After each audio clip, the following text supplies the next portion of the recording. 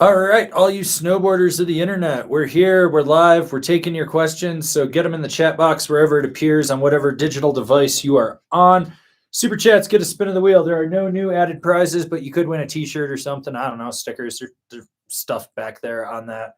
Chopped the tip of my finger open right before this on the edge of the public statement story. That thing was fucking sharp. I also shit whipped myself today at about 40 miles an hour. I caught a toe side edge trying to slash a berm in the park. Just completely friggin' bodied myself at like 40 miles an hour. Fucking hurt. So, anyways, yeah.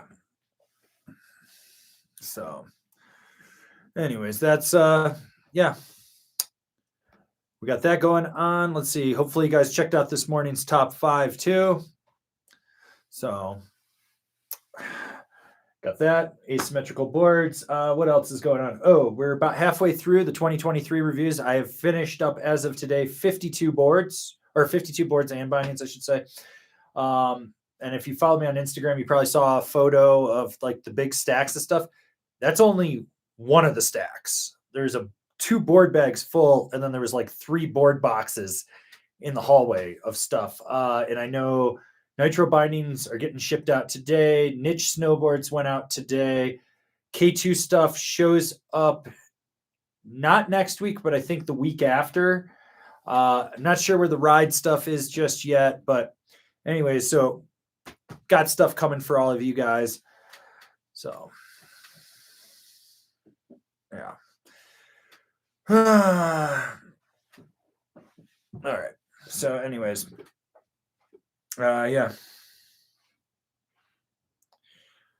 Anyways, that's what we got going on. I know we got a few super chats, so we're going to try to get those out of the way. First one comes in from Just Robin. What are your thoughts on the Disaster Plus, Disaster, and Wally for next year? Just starting to get more into park and was considering all of them. So I rode the Disaster Plus, and in all honesty, it rode softer than the last time I rode a Disaster. It was super soft. So either there was something messed up with that sample, or that board I don't think needs a plus. It never needed a plus. Like at that point, if you wanted something that was plus, you just bump up to the Evil Twin. That's where it's at. With that said, since you're just getting into park, don't go with the Wally. It's super soft. You want to go with the regular Disaster. I think that's a good starting board for the park. That 3BT will keep the contact points elevated, so that way you don't have to worry about it hooking. Overall, the Wally is just, it's so soft. When you start riding at any speed, you can just see that thing flapping at you. So if those are your options, go with the regular Disaster. I think it's a safe bet.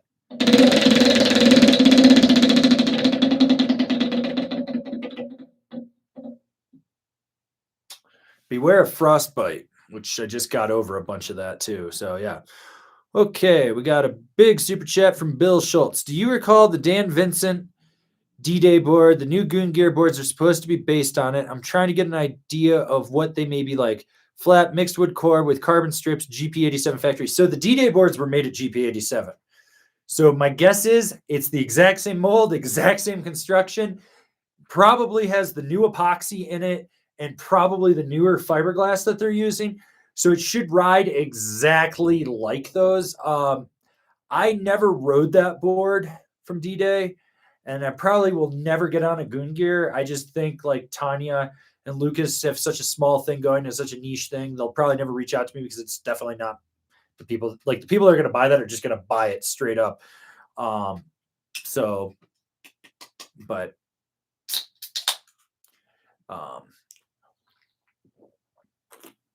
yeah. Sorry, need some sugar. And yeah, I don't know. So basically, I'm going to assume that it's probably just a solid railboard. Like anything coming out of GP87 is super, super solid. I wouldn't worry about it. Like I stand behind that factory because I've ridden enough boards from different brands there. They are solid.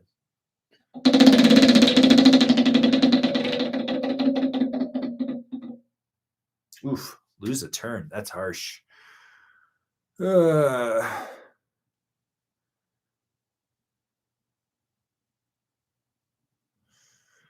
right. Patrick asks, I was looking at Capita's 22-23 catalog earlier, noticed that they took out the bamboo rods from the Mercury because of that and the new hover core. I'm curious if it will have less pop than before. I don't know. Capita is supposed to ship them out this week. I was hoping they were coming out this week. They'll probably come out, be here next week, but I've got a new Mercury in there. So we'll find out about that. Okay. Why are you on YouTube? Whatever happened to Genius Boards? They went out of business. When Burton bought Forum, they got Genius with it, but they basically folded it in, and that was it. Okay. Zach Trezian, how's the 2023 Mind Expander versus the previous years? I'm bummed out they changed it. So here was the thing with the old Mind Expander. Super surfy board, great, but you needed snow or slush on the run. If it was firm at all, you had no edge control at all. They added that cam rocker into it. You get more precision out of it. It locks in, it holds a better edge. It's just a stronger board, but you lose a little bit of the nimbleness with the torsional flex in there. And you really only notice that in super dense, tight trees. Otherwise, it pretty much rides the same, but with more pop and power in it. So you can go like Mach 10 and not worry about chatter at all with it. To an extent, it is basically a downgraded Ultra Mind Expander. All right, let's see.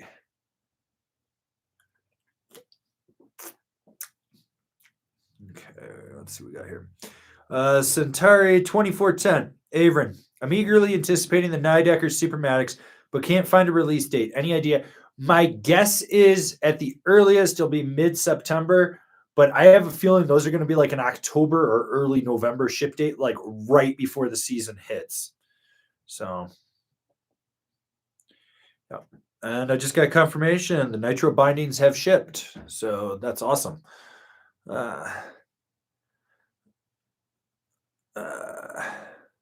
Okay. Let's see. Where else were we? Let's get these super chats out of the way here. We got one from our boy Billy Ray Valentine. Rest in peace, L Stackers and Adventures. RIP. I don't really have anything else to add except I'm going to Brain Bowl in Tahoe this weekend. Okay, great. Thank you for the David the Moderator update. What's Billy Ray getting this week? Fire cures all. Fire cures all. All right. Greg Lemieux looking for a spin.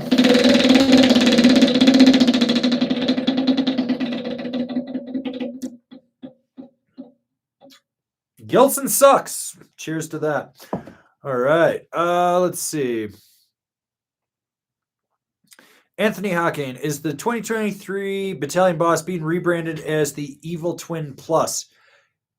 To an extent, but it didn't. When I wrote it, it didn't ride like the old Boss. It's kind of like they merged a bunch of shit and rebranded stuff, but they also changed stuff. Like any of the Plus line stuff is made at SWS, but all the other stuff that I rode was made at Titan. So they're coming from two different factories, so they do ride different. It's kind of like it's kind of a weird thing there. I don't know, but if you're a member of Angry Snowboarder VIP, that review will start dropping in May. Like all the early reviews start dropping in May. So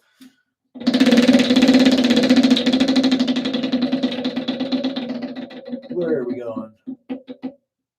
Ooh, pray to the altar of snowboarding. All right, let's see.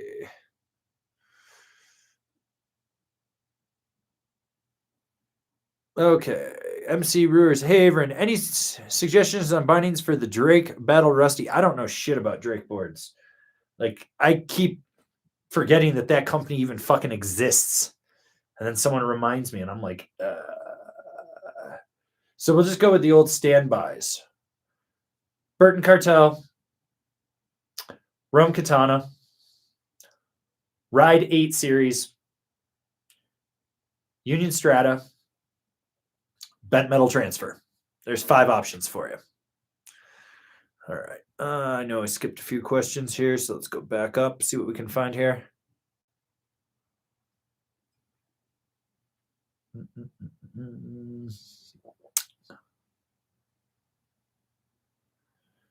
Okay.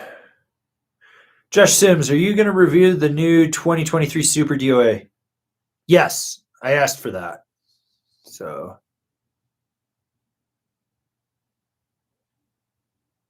okay.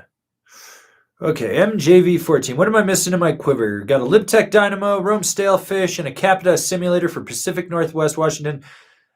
Stevens Pass for the home mountain. More like Stevens Ass with the way Vail's running things these days. Am I right? Honestly, you need like a big boy powder board, like something longer for those deep, deep days. Like if you ever get up midweek when Stevens actually, I don't even know if they get snow anymore. When I used to live there, though, they used to have like 3-4 foot dumps. It was amazing. That's where you need like it's the pow board that fits between your dynamo and your stalefish. Like stalefish is great, but on a super deep day when you're going up Cowboy or anything like that, and you're heading out, or maybe you're going out the backside or anything. I don't even know if you're allowed to go out the backside anymore. Is the backside even open this year? Vail fucking sucks. You need a big boy powder board, something that can just crush through that heavy concrete that they get there. I mean, something like a LibTech Retro Ripper really sticks out to me as that like a big boy board. That's like the one thing that I would consider adding there. So yeah. All right. Dan K. Hey, Avran. I'm reviving 2 old boards. A 2007 Palmer Burn, I'm sorry, and a 2006 JP Walker Forum double channel. Is there a budget-friendly freestyle-oriented binding you recommend that I can switch between both? Yeah. Go grab yourself a K2 Indy. You can probably pick up a last year's pair or something on close-up for probably like $150. I mean, it's the old formula, just trickled down minus the ankle hinge strap. So it's got a different ankle strap, and it's got the old chassis on it. But I know you can get it for like sub $200. So yeah, although I don't know why you want to revive a Palmer Burn. Fucking Palmer boards suck. Okay. Jay Garisick 07. Hey dude, between the box knife and the outsiders, what would be more well-rounded to take outside the park and charge a bit and carve? Smaller East Coast resorts with Union Stratus. Thanks. That is the outsiders full through and through. It's a stiffer board. It's got the camber profile. It's more aggressive. It's going to have more snap to it through and through. It's just a better board outside the park than the box knife. Okay. Derek NG. Hey, Avran, went with your recommendations of a cleaver on the Nidecker area. Great combo. The cleavers are absolutely sick. Definitely a step up from the Burton rides and unions. Well, glad that worked out for you, bud. Aaron Burrell, when the Jones Tweaker review coming, big boss, Avran? Fall 2023. No, fall 2022. It'll I think I'm either going to drop them September 1st or September 15th, somewhere in there. And I'm not sure if it's going to be 1 review a day or 2 reviews a day. I got to kind of figure out what's going on. I have filmed 30 something reviews so far out of the 52 products that I've ridden. And I figure this summer I should be able to edit everything. Might have to go to Mount Hood and ride. I'm not sure, but we'll figure that out. All right. Let's see. Okay. Marshall Barker. Just watched your video on the top 5 asymmetrical boards. What's your opinion on the C2 version of the Rider's Choice? Thanks, man. Love the channel and your honesty. I appreciate you. Okay. So the big thing with the C2 is it's a little more loose. So you don't get that precision on edge like you do with the C3 version. If you're looking for a more playful version, something that you can really torsionally twist and play around on, yeah, but you're going to lose that pop, the drive of it off the edge, and the grip. It just does not grip the same. That's the thing. It's basically just a softer version. So yeah. All right. Let's catch up on some super chats here. We got Joe X. Stupid question, but would Casey's board be too much for beginning park again? Can ride, but haven't been in the park. No, dude. You know how to ride. Solid. That's like, I haven't been on it since they changed the core construction, and I think they tweaked the side cut since the last time I rode the double barrel. So I think it's actually a little softer than the last time I rode it. So I think you would totally be fine with it. It's a solid board. Casey's a solid dude. I know they're taking pre-orders on their website. Go give Casey some love. Pick it up, dude. Go shred it. You'll be good.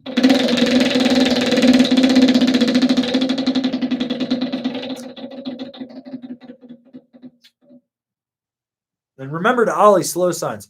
Also, for those of you that don't follow me on Instagram, I don't know if you caught that Casey actually texted me and said he was going to ship me a board. So, because he saw today's top 5, because I actually mentioned, I put it in the honorable mentions. He's like, dude, you're savage as fuck, and I love it. And I was like, well, man, it got your attention one way or another, but, it's all good. Caleb Manigal, bro, I just got smoked at Bear. Are you the little kid that got landed on in the video that I posted on my story from the other day? Because, dude, that kid got fucking smoked. Holy shit. Yeah. So.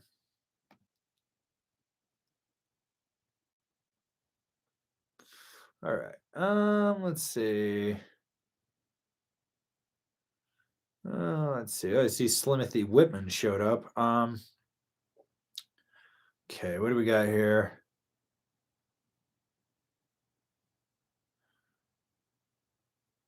Okay, why are there not more options for heated goggles out there? Oakley had the Line Miner Inferno, but they stopped making them. I have 2 pairs and love them for riding during storms. Probably because no one bought them. You were probably the only person that ever bought a pair. They were expensive to produce, and that's where it's at with that. I mean, I just don't think there was enough demand.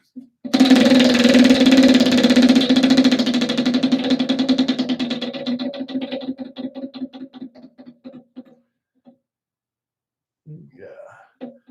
Oh, lose a turn. Okay. Burko, fan of the K2 special effects are missing the cool beam. I missed the cool beam because it was stiffer torsionally. It was just a more rigid ride, so you could plow through things. Like, the special effects is actually a better board for the consumer. But for someone like me that has a first-year cool beam that for a while there, I think I was clocking like 50 days a year on it. It was a better board for me. So, yeah. Okay, let's see what we got here. We got J-Rez, spring is here. I'm off to find flowers by falling off my bike on them. Cruise the blues. Hashtag get David a tanker.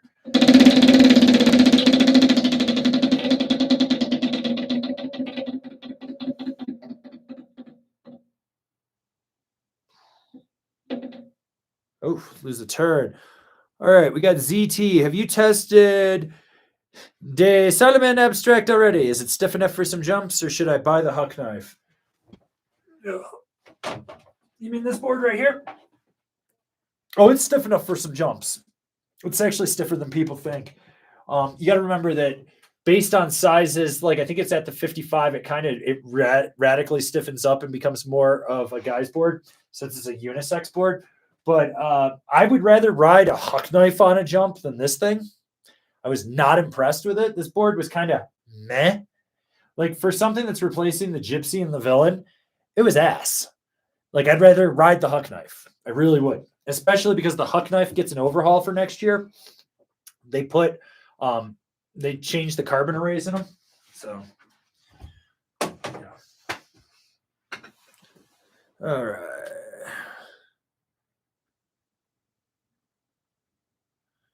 All right, let's see what we got here. Okay, Dylan Deschler, are you familiar with deviation boards, and if so, opinions? Oh, I'm familiar with them. I won't ride them because they're shit. The few times that I've ever had to hold one in my hands, they looked like fucking shit. My favorite was the year that they showed up to Copper for the SIA on snow demo. And so I walk over and I'm looking at it, and the top sheet literally looked like it had worms that were like underneath it, like it was indented and had this, which tells me that they didn't clean their fucking cassette when they put it in the press. So if you're not cleaning your cassette and you're pressing boards for a trade show with an on snow demo, and this is what you bring, how dirty is your fucking factory? I refuse to ride them. Like refuse. Every time I looked at one, I was like, I didn't even think they were still a brand. I thought they were gone. Like their shit was trash. It literally looked like trash. Unfinished garbage. Like same level as Gilson. Trash. And I'm sure someone will probably clip this video and send it to someone over at Deviation. They'll be like, you've never reached out to us. And I'll be like, false. I fucking walked through your booth and looked at your garbage. Either send me a board that's fucking quality or don't make trash. Literally don't make fucking trash. Like, is that too hard to ask? Oh, my arm is stiffening up from that slam today. Whatever you do, don't body yourself in the park at like 40 miles an hour when you're almost 40. Fucking hurts. I'm going to have to slather some CBD Days muscle gel all over me later. Ugh.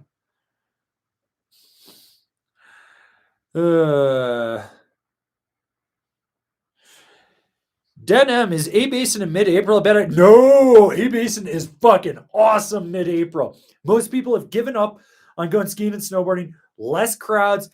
You can get the corn harvest in the morning. Sometimes you get freak powder days. Like, I smash a ton of powder days late March to early May at A-Basin. Like, if you go back and watch any of the old reviews that say A-Basin on them, like anything that was put out early fall last year, and it says A-Basin, a lot of those were ridden on pow days in April, May. Like, I think my last day of the year last year actually started out as like a 4 or 5 inch pow day. So, yeah, A-Basin mid-April. Remember your sunscreen, plenty of water for hydration. Make sure you're taking potassium supplements as well. Sunscreen again, chapstick. Go have fun, dude. It's a fucking blast. But understand, you can get there at 8 in the morning and it can be like -10 in the parking lot. And by noon, it can be 50 degrees. So bring the right layers, read the weather report, understand it. But A-Basin mid-April is fucking phenomenal, dude. Phenomenal. I say this as an icon and an A-Basin pass holder. So, yeah. Brandon Scotland, hey man, just wanted to let you know I couldn't pass up the Wally with switchbacks for $180 instead of the Disaster. Did I make a mistake? I don't know. Do you fucking think you got value out of the $180? I mean, switchbacks are Fisher Price My First Bindings. I hope you have parts for them.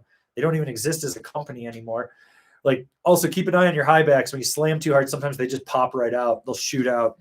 So but the Wally's a super soft board. For $180, if you feel happy, there you go. Also, I don't know if anyone noticed, but this is the Warka. I actually rode this yesterday with one of you guys. Met up with Carlos Enriquez. You might see him in the chat from time to time. Good dude from Aspen. But yeah, went and rode this. Supposed to be Yes's version of the War Pig and the Orca crossbred. I'd say it's a little bit more like the War Pig and less like the Orca. It's interesting riding something that's a 150 with that much camber. It's that wide. Got it in a couple inches of pow at least. It's got good snap, so definitely rode that. Okay, Ezekiel Chentnik. Enjoying the Westmark Rocker this season. Thinking of getting the camber version for next. Worth it or explore something else? If you need camber and you want a board that flexes similar and is going to have the grip tech and everything, then yeah, go for it. But if you're trying to get something that complements it and keep your rocker, I would go look for something else.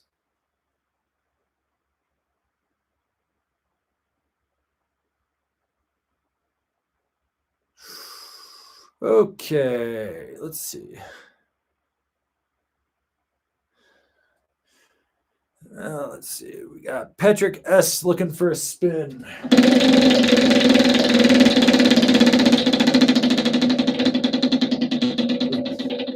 Things getting aggressive back there. It's an aggressive spin. Ooh, drink your Zima? Oh. Beware of crotch goblins in the park. Beware of crotch goblins in the park. All right. Let's see.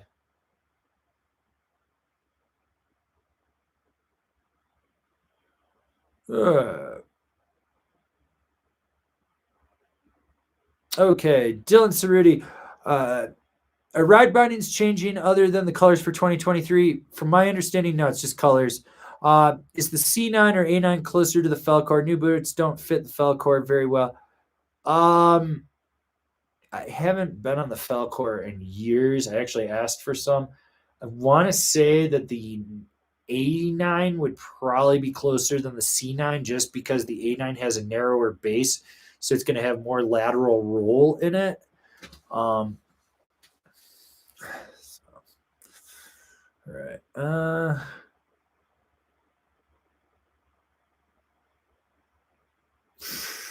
Lancelot 007. Hey, Angry, what do you think of skate tech from now on a 3BT battalion board? Too playful, or do they complement each other? I think it's going to be personal preference. You're going to get more power drive out of that skate tech into the edge, but then when it goes in, it's going to go in right underfoot, and because the contact points are elevated out there, so you're losing that contact point bite. So what's going to happen is that now is going to push more power into the edge, which you've already lost that contact bite, and it's been brought in closer underfoot. So I think you're going to get more power under it. It's not something like, for me, I don't ride now bindings as a personal binding, so I can't say. I think there might be, depending which binding and which battalion board you're on, because there's, I think, 7 different versions of 3BT now, 8, something like that. It could. So if it's the one with like the narrower flat section, the more aggressive 3BT, I think that it's going to be more aggressive. But if you've got the wider flat section with the mellower 3BT, I think it's going to complement it well.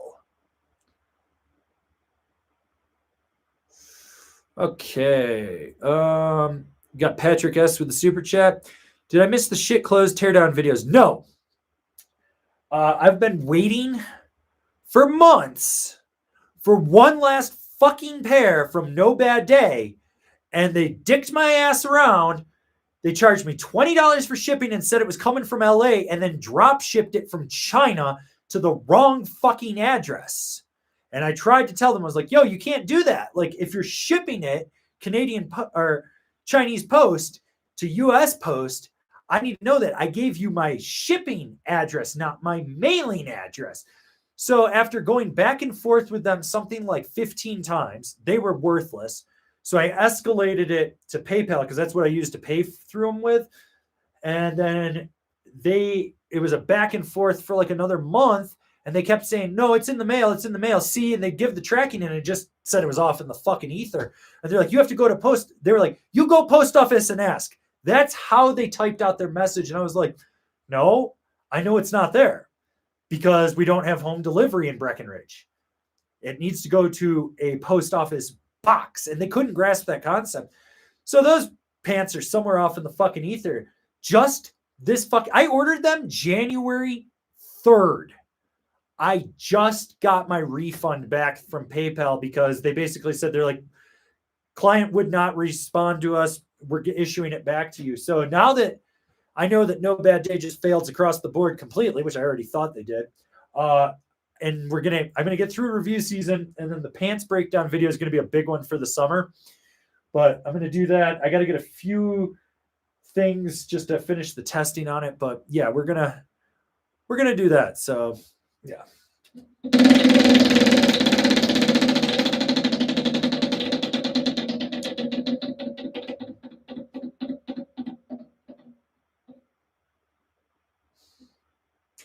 Remember to subscribe. Josh Webster. Hey, Avran, any idea how to keep the skiers behind me in the lift line from ramming into my board? Slip it forward so you got a space between their board. Beaver slap it right on their fucking tail and look at them and be like, I don't give a fuck about you. Stare them right dead in the eye and be like, if you died right now in front of me, I wouldn't care. If you were choking, I wouldn't give you CPR. Then you look at their child and go, it's cool that you got spare parts. I hope I don't fucking kill them and harvest their organs and drink their blood. I mean, that's what I would do at least. Okay.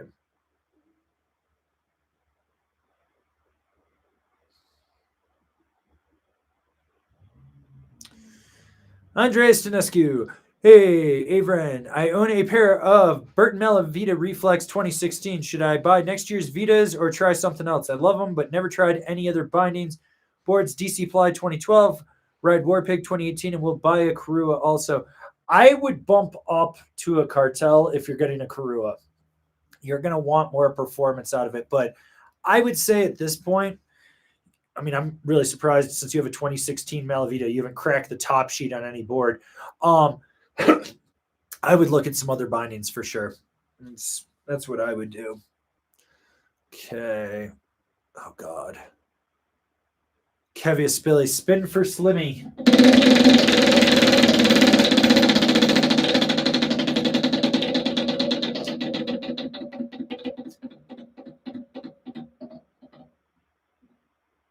That's right. Remember to subscribe, people. Okay. Blake Goblin, how's the Solomon Dance Hall compared to the GNU Gremlin?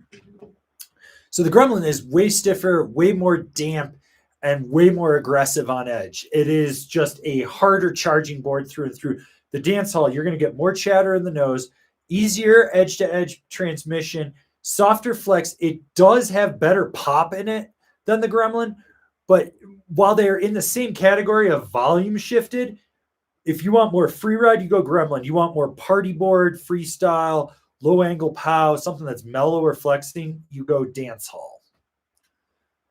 Okay, let's see.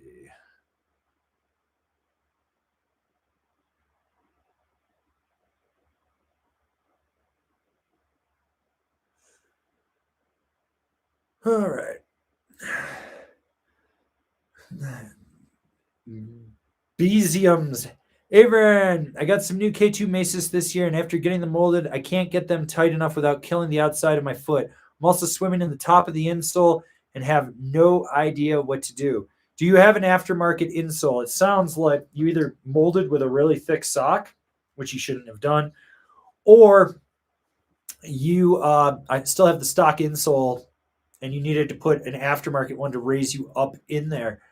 But the pressure on the outside, you need to go. Let's see. Fuck. There it is. You need to go play with your boa conda. So that internal harness piece right there, you can move it up or down based on where you need it. Because I'm pretty sure the Macis has that in there. Pretty sure. But yeah, you need to move it up or down in there. But my guess is if you have a stock insole, that's part of the issue. Or whoever heat molded it, you may have shrank the liner a little or expanded it too much, like they overheated it, because that does happen. So, yeah.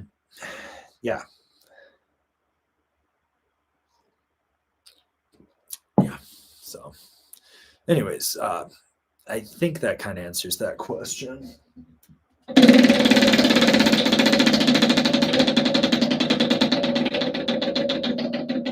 What do we got here? Ooh, next on Super Chat gets a spin. Let's find a good question here.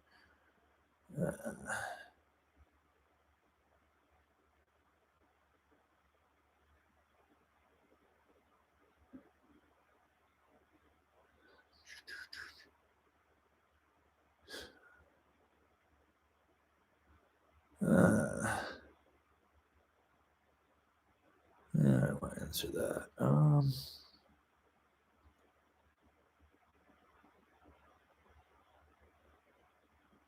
right, let's see.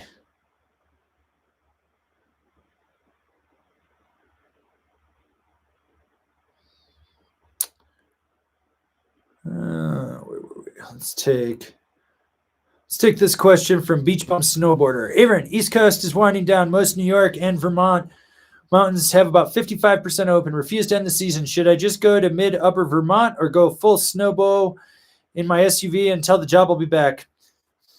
Throw caution to the wind. It's just a fucking job. You can always get another one. Load up the SUV and head off into the great wide open and go snowboarding. I mean, come on, Colorado's not going to close till like the end of May. Go do it. Go do it. And you got a spin of the wheel because of this question.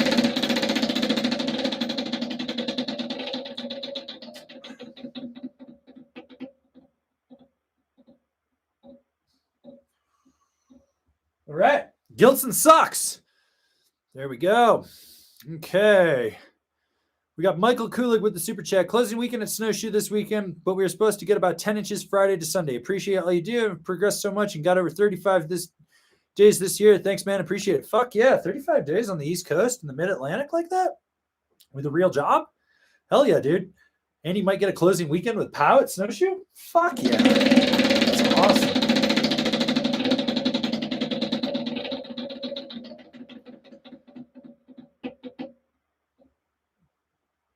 Pray to the altar of snowboarding. Okay, we got another super chat from Joe X. Thanks, man.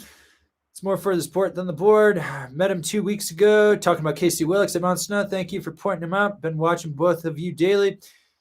Got me off my ass. Thank you for that. Thank you for good content. I'm trying. I don't know how good the content is. I always see the people bitching about it. My favorite are the people that are like, you live in your mom's basement. I'm like, I live in a third floor fucking condo in Breckenridge.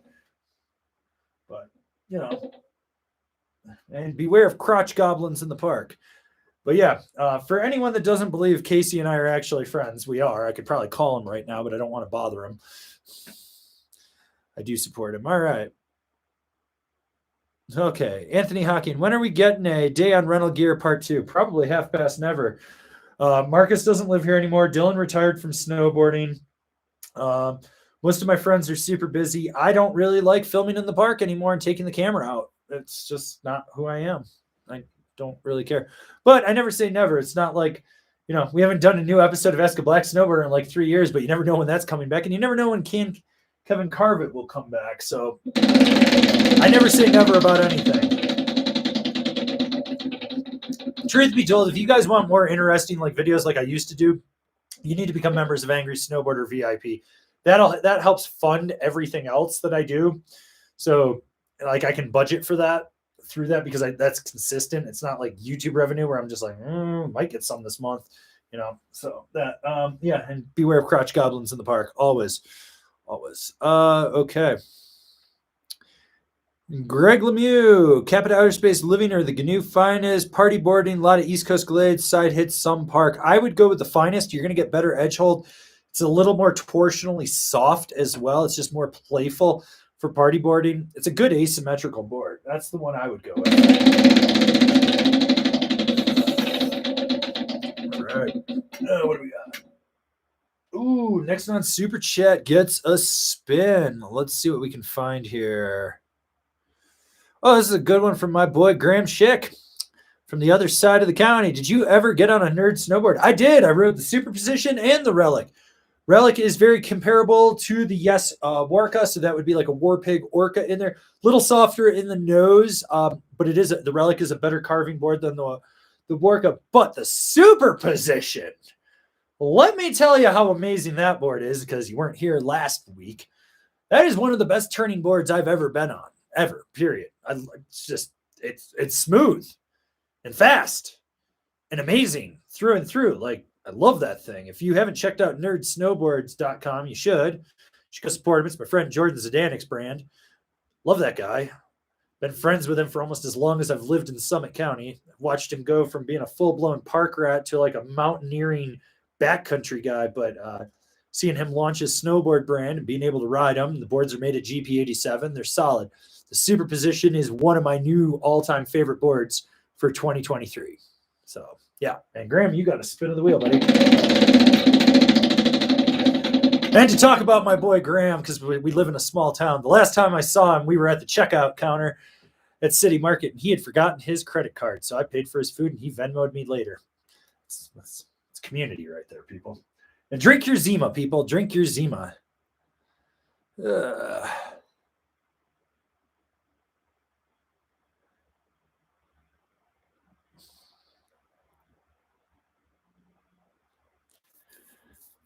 All right.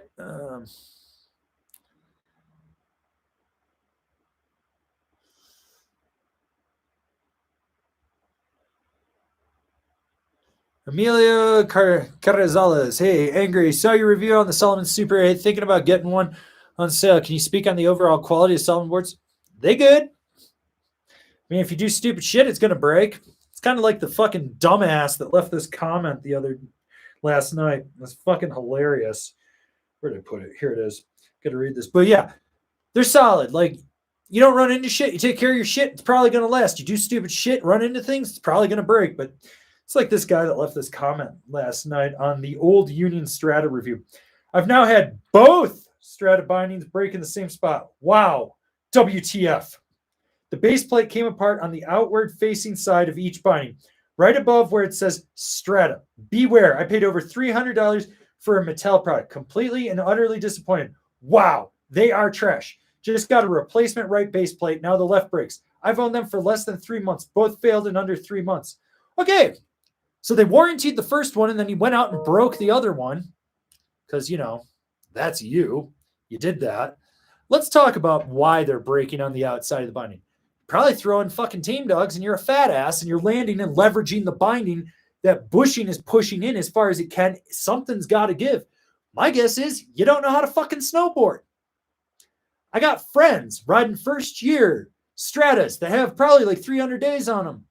They ride harder than you. These were guys that were like on the Man-Am team for Capita and the regional teams and shit. Still riding them. I was like, when I hear bindings breaking that way, it's usually one of two things. You ran into some weird shit, or you overflexed it because you don't know how to land, and something had to give. So it was either blow your ankle out or blow the binding out. So to answer your question, the original question, Solomon is quality. As long as you take care of your shit. Everything and anything can fucking break. So, yeah. All right. Let's see what we got here. Okay. We got a super chat from my boy Carlos Enriquez. Thanks again for hooking my homie up with a board and showing me around Copper. Biggest surprise of the day was watching an old man with no knees jump like a 20-year-old. Angry can actually ride people. So for anyone that doesn't know, Carlos is our resident member down at Snowmass in Aspen. He came up because his boy was getting back into snowboarding after like 15 years off, and I gave him a board because I just give away boards for no apparent reason now. And so we went and rode around and stuff and whatnot. We had a good day, even though the snow wasn't the best at Copper. It's a good time. But yeah, working on some community bonding things here. So sometimes you get lucky and you ride with me. But I did send a side hit like 20 feet yesterday without even trying. I was like, oh, we got air. So yeah. Ooh, ouch. Lose a turn. That's a rough one. Okay, what else we got here?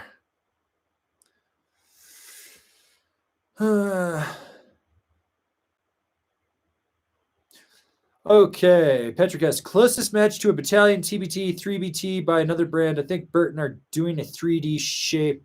Burton is doing a 3D shape. They've done 3D shapes. They had center scoop, they had tip scoop. Their new 3D shapes are not anything close to it. The closest to it would be Nidecker because they're actually using battalion sidekick technology and like the sensor plus and shit, the thruster where it's elevating the contact point in there.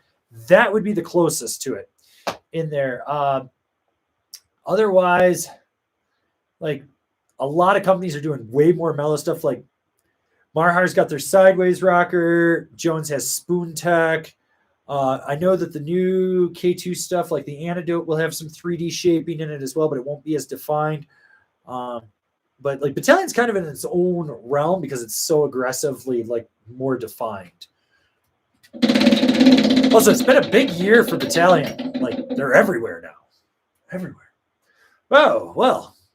Patrick, you want yourself a small sticker pack. All you got to do is email me info@angrysnowboarder.com with your mailing address, and I will get that in the mail to you. Anyone that's won sticker packs from the last 2 live streams or T-shirts or anything, everything has shipped out. So I don't know where it is. Okay. Let's see.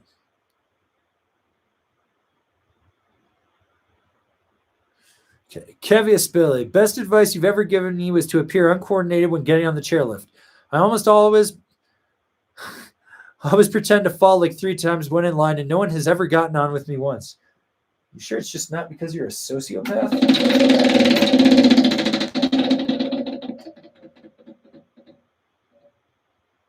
That's right. Drink your Zima.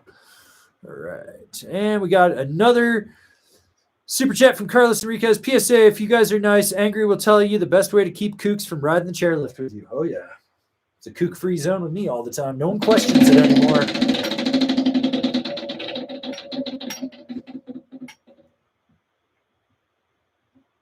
All right.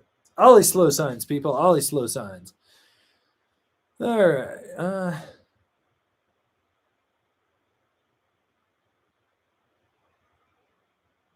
All right. Aaron Reed, any 2023 park board tested ever?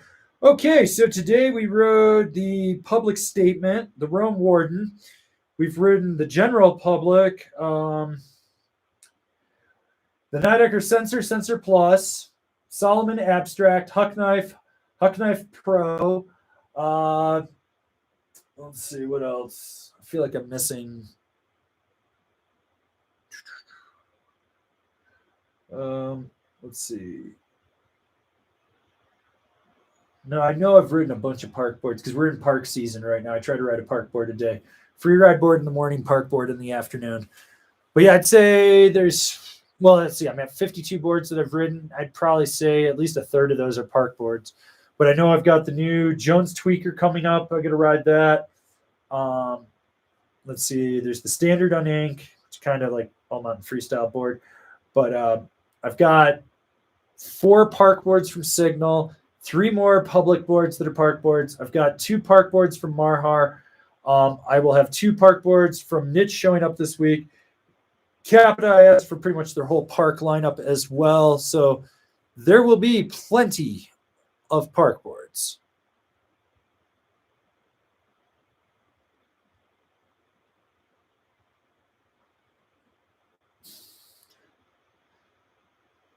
Kevin Kim, did No Bad Day just give Max Pro a different company's board and slap a logo on it? No, they probably made him a fucking custom board that's nothing but straight fucking carbon in it. It's custom shit with his stupid ass graphic. You know what? Fuck Max Perot. Just fuck that guy. He's a piece of shit. I hope his cancer comes back. I don't care. I fucking said it. He's not a snowboarder. He's a fucking athlete, ballerina. Dude openly knows he grabbed his fucking knee, admitted to it, and was like, I knew I did it, but I don't care. I won. Fuck you, dude. Go endorse Canadian Tire. I don't give a fuck. No one's going to remember him at the next Olympics. That's the funny thing. The only time he's ever going to get remembered is for being a knee grabber and the dude that was sponsored by Rurock and No Bad Day. Like, that's him. He's a fucking asterisk in the history of snowboarding. Like, fuck that guy. Fucking sick of him. He's a fucking douche canoe. He should have done the right thing for snowboarding and been like, dude, I grabbed knee. This is not the right score. Came out and said it. Put that protest. But he doesn't because he's a fucking ass clown. He's a piece of shit. Fuck him. Fuck the brands he rides for. He's a piece of crap. If he died, snowboarding would be better. Yeah, I fucking said it. If you think it's too harsh that I said I hope his cancer comes back, fuck him. The Olympics, which the IOC are corrupt as fuck, they wanted their feel-good story, so it went to fucking snowboarding. Oh, guy overcomes cancer to fucking win the Olympics with a fucking knee grab. Fuck this piece of shit. Fuck him in the ass, dude. Any company that sponsors that ass clown or uses him as an endorsement, I hope they go fucking bankrupt. Fuck him. Fuck him. I hope he chokes on a fucking McRib. Fucking No Bad Day is trash. If anyone been to their website lately, go on their website and look at their binding selection. Now, when you look at those bindings, do they look strangely familiar? They look almost like a union binding, but they're not a union binding. You know what they are? They're knockoff imitation union bindings. They don't have the bushing in there and like the cover plate and shit. So it's funny that Union came out with their dark web limited release as a parody of that bullshit. It's a cross between a Strata, a Force, and something else in there. Fuck them, dude. Fuck No Bad Day. Fuck the people that run that company too. Fuck Max Pro. Like, fuck them all in the ass. Fucking put a fucking glass dildo in their butt and then smash it with a hammer. That's the type of douche canoes that they are. Like, fuck those people. Max Perot will never be a snowboarder. He's right up there with Shaun White. Just a fucking athlete. They're a fucking jock-ass athlete. Pretty sure he'd probably go ride for Prada and White Space if they take him, but they look at him and go, you're not marketable. You want to know why? Because there's no fucking legacy for Max Perot. That's the whole fucking thing. He'll have no legacy. You think he's not like Sage. Sage left the Olympics and has gone on to bigger and better things. Sage is amazing, right? You know, fuck. Max Perot, guarantee you, none of you will remember him in 4 years at the next Olympics because he'll be too old. I mean, he's already a fucking dinosaur at this point. Like, I had friends that used to ride with him on the team, and he was always the odd one out. Like, the guys on the Canadian team that I knew would, like, come and ride with me. We'd hang out. We'd do stuff. And Max was just like, I am an athlete. I will smoke my cigarette and eat my cheese. Because, you know, secretly he's French. Because he's French-Canadian. Those people are fucking weird. I should know. My family helped found French Canada. Explains a lot. That's why I'm fucked in the head. But still, No, fuck Max Pro, dude. Fuck him. Like, you notice the Olympics are over. No one wants to talk about him except his fucking knee grip. It's not like, hey, where's your medal? It's fucking knee grab. Ass clown. He's a fucking ass clown. So fuck them. Fuck No Bad Day. Fuck. I mean, he rides for fucking Ruroc. How much of a shit, like, as a snowboarder, your name is your brand, right? So if you ride for a shitty brand and you stick with them, you're a piece of shit. Like, he's on that Buckhouse level of being a piece of shit. Those two could probably circle jerk each other off onto Buckhouse's wife Bobby's face and no one would give a fuck. Although, then again, we know she doesn't suck because she's got 2 fuck trophies. Still, doesn't matter. Fuck Bobby. Fuck Buckhouse. Fuck Max Pro. Fuck No Bad Day. Support real brands and real snowboarders that support snowboarding. Think you're ever going to see Max Pro at fucking Natural Selection? Doubt that. That motherfucker's going to go off and be doing, like, working at a car dealership and, like, cutting the ribbon and be like, oh, look, it's the new fucking whatever from fucking probably Genesis or some shit, or Neo or something, or Rivian. Yeah, it'll totally be like sponsored Rivian or whatever that fucking brand of EVs is, that Lucid or whatever it is. Yeah, fuck these people. Like, I don't fucking douche canoes. Yeah. Oh, okay. All right.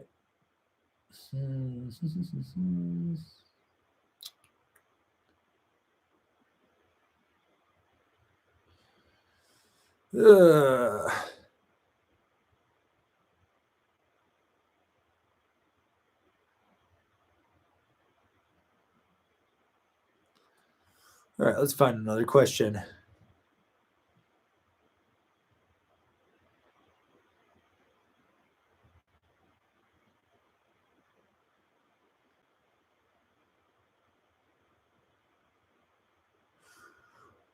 Okay, why are you on YouTube? Spin for the blizzard that doesn't go north.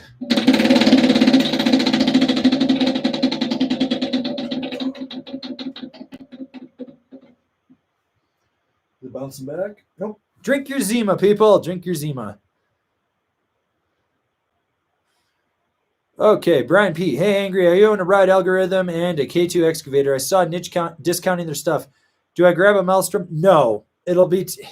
While it does fit between your algorithm and your excavator, you're not going to ride it enough. Just stick with the 2 you got. Save the money, invest it in your season pass for next year, or lift tickets, or whatever you do. So, yeah. Okay, Johnny Desmundo. I have a 154 Omatic Extra Texture. Wow, whew, that's a blast from my past. This is my small mountain park board, but I want something for steeper tree stuff and pow. Should I try the Gremlin in a 52 or another volume shifted board? I'm 5'7", 195 pounds, size 10.5. Go with the Gremlin because you want something that's steeper, but you want volume shifted. I think that's the route you want to go with. Yeah. Okay. Michael Kulig, Avran, looking at getting something a touch more aggressive than my subculture for next year. Would like to stay with camber and directional charging board. 200 pounds, 11.5 boots. Okay. So you should probably go look at the Jones Aviator 2.0 because I know they make that in a wide. The K2 Alchemist would be another one. Capita Black, Snowboard to Death, as always. Those are 3. But I'd also look at the Ride Berserker to an extent. And trying to think what else really sticks out right now since you want something a little more. Oh, Rosinal Juggernaut too. There you go. That should be 5 good boards for you right there.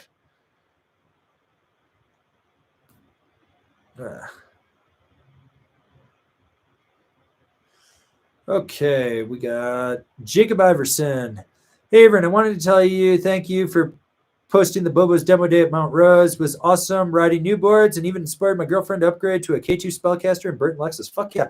So sometimes, like, I follow reps all over the country, and if they're doing a demo, if you follow me on Instagram at Angry Snowboarder, I will repost that they have a demo going on and just tell you to go to it. So if you see it happening, you should go. Like, everyone should try to follow their local reps, go out, test this stuff. So, you know, you're not relying on everything I have to say because, well, no man should have this power. So, yeah. All right. Okay. Let's see. All right. Stuff I find interesting with the super chat. New England got screwed this year. I think my season is done. Third meniscus ectomy this June. I love being prone to knee issues. Will you shred for me tomorrow? If I can get out of bed, because I fucking bodied myself. Like, this arm is getting tight. This shoulder's tight. I'm talking, so the mini pipe at Copper is like angled like this. And so I came in the second entrance, went up to slash it and like slide the where the bank is on the outside of it. So I was on the right wall. And I was slashing aggressively. I put too much toe pressure into it and just, and my friends that were with me were like, dude, you like hit, bounced, flipped, and hit again. And I was just like, fuck. I hit so hard, I thought I blew the lens out of my goggles, which has a double clip on my Dragons. I was just sitting there like, just like, luckily I didn't hit my head, but yeah, like I can feel it in my abs. I hit so hard. And it's like I got a little whiplash in my neck. If I can get out of bed tomorrow, I'll shred for you. If I can't, well, I'll shred in my head for you. Toe side powder boners. All right. Done living. Have you had some time on the Nidecker Supermatics yet? No. Every time I go to set them up, like I keep getting overwhelmed. I want just one solid day with nothing else where I'm completely fresh on those. Like, I want to abuse the fuck out of them in a variety of conditions. That's a binding. Like, I am probably going to set them up tonight. I may take them to the basin tomorrow just to kind of dick around in slush and see how they do in slush. But I want to get them in a pow day too, and like cold temp. And I really want to see what's going on with them. So I haven't had a chance yet. Okay, let's see. What do we got here? We got Kier Copeland. Hey, dude, really torn between a ride algorithm or a Captain Mercury. I'm looking for something that can carve well with minimal chatter, but also charge harder for jumps and big hits. Any help would be sick. Go with the algorithm because it's going to have more snap out of it. There's something about ride snowboards with the way they do their carbon layup.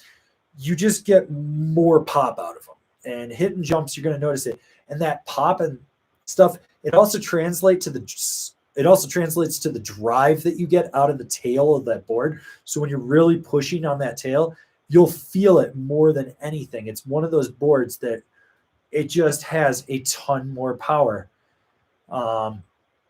in there. So I think for what you're looking to do, what you're talking about, I think the algorithm is the way to go with that one. Okay. Okay, Travis Phillips. Kevin Mountain Tools Peregrine, still liking it? I mean, it's literally fucking sitting right over there. Probably going to have to give that thing away. I don't ever ride it. Aware of any new boards or updates to their line for 22, 23? I think didn't they add a new board this year? I thought they added a new board this year. They're kind of just doing their own thing over there. But yeah, the Kevin Mountain Tools Peregrine is solid for what it is. I think I'm just going to give mine away at some point. We'll figure that out. Okay. All right, we got Dimitri N. Hey, Avran, K2 special effects or Karua Dart to complement the 2021 Black Snowboard to Death. Looking for a powboard that carves but also won't kill me in trees, Pacific Northwest Chunder.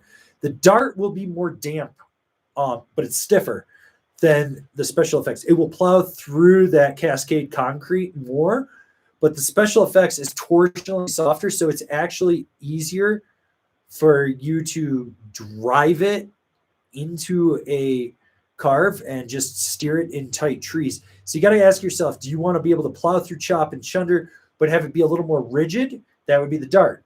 If you want it to be a little more loose in the nose, but it does have 3D shaping, so it will funnel that snow out, but it's going to be more nimble in the trees. That's the special effects. All right. Let's see. What do we got here?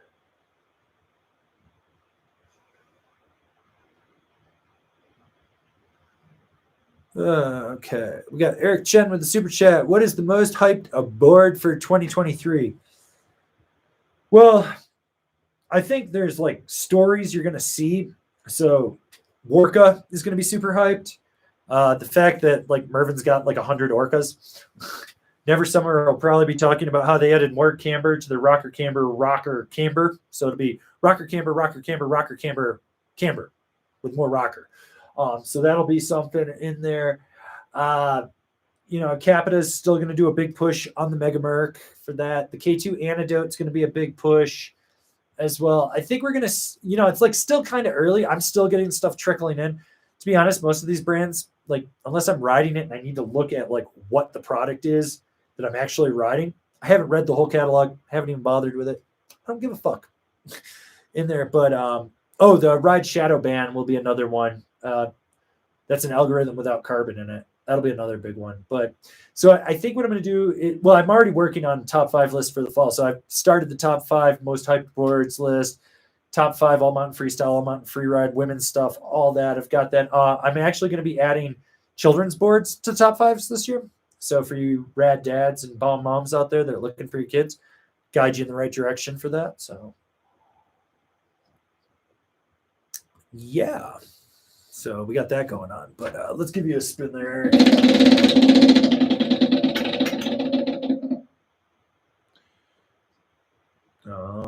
Let's see what we got here. Let's see.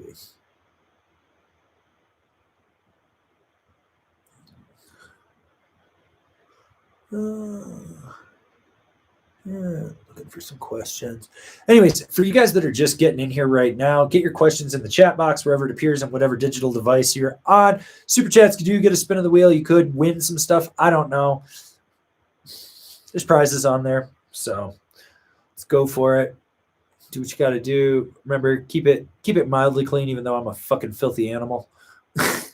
Sorry, I'm just scrolling through, seeing if I skipped any questions. Trying to get all your guys' stuff this week, since it's our weekly time. With the off season coming up, if I did a Sunday night live stream, I'm not sure what it would be about, but I'm thinking maybe something like that. Would you guys be interested in that? That's another good question. So, make a poll here. Let's see what we can do here. God, it fucking sucks trying to type with this Band-Aid on this finger. Seriously, slit the shit out of this thing. It was bleeding.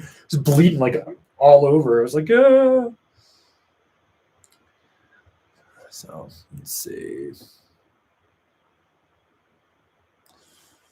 Okay. All right. We got Tommy P. The only 2 boards I've owned are a 2007 Burton King 158 and a 22 Rosnell Revenant 159. Why would you suggest the Stump Ape or Super Pig for me? If Stump 57 or 60, if Super Pig 54 or 58. I don't know. Kind of have to give me your sizes so I know how big you are. I need it's kind of the whole thing on that. So, I don't know how big you are. Oh, here we go. Found this. So you're 230 pounds with a size 13. Yeah, you could get away with the 57 and 58s in those respectively. Since you live on the East Coast, I'd probably go with the Stump Ape. Just give yourself a little bit better edge hold in there. Let's see. Okay. All right. So we got stuff I find interesting with the super chat. Buckhouse is like Never Summer. They both suck. Facts. That's like science right there. Oof. Lose a turn. That's rough. Let's see. Okay.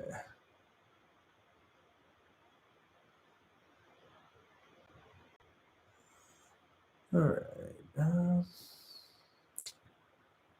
Okay, we got Herbert Marmotin. I've only rode camber underfoot with rocker tips. Just got a traditional camber, Burton Kilroy. Any difference in riding techniques to be aware of? Thanks. Yeah, the only difference is like, so with cam rocker, you got where the camber comes down and then the rocker hits. You kind of steer like midway between the end of the inserts and the up kick of the tail, tip and tail. When you go to full camber, you're steering about this much further, give or take, like You're steering out at the tip and the tail. So it's going to be a completely different initiation. It's kind of like driving a Cadillac Eldorado. You know, you're going to turn the wheel and then it's going to slowly turn around versus like getting in Slim's Miata and cranking the wheel and you're just doing circles with it. That's the difference. It's just a difference in the turning radius and how it initiates. That's kind of the big thing with it.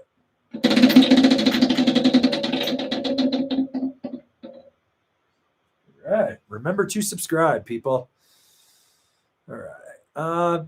Ezekiel Chetnik, thanks, dude, with the super chat. The spin. Right. Trying to get everyone's questions. I try to do this every week. It's tough. Oh, shit.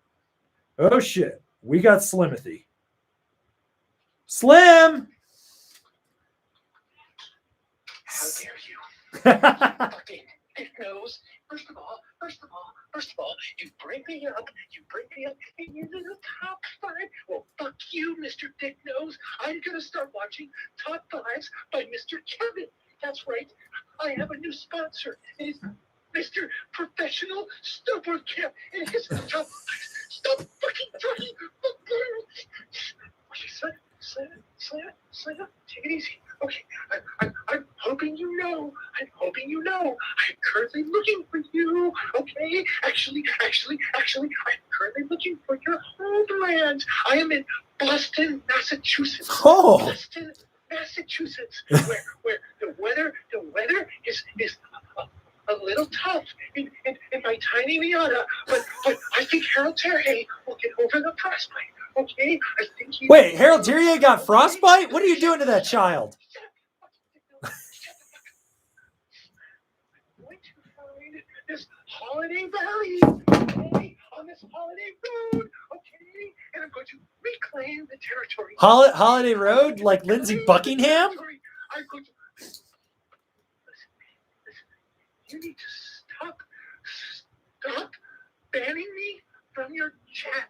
Okay, you fucking dick nose and your moderator, David Howdy, or whatever his fucking name is. Okay, and you need to stop banning the Cave. Okay, you need to stop. We are people too. We're vegans, and Whoa, well, Slim's on one. Didn't know being from Western New York was right next to Boston, but okay. Just out there. Has anyone seen the video of the dude in Boston with the Miata with the top down just cruising through the snowstorm on the highway like nothing fucking matters? Pretty sure that was Slim. Oh, well. Oh, it's always a good live stream when Slimothy calls in.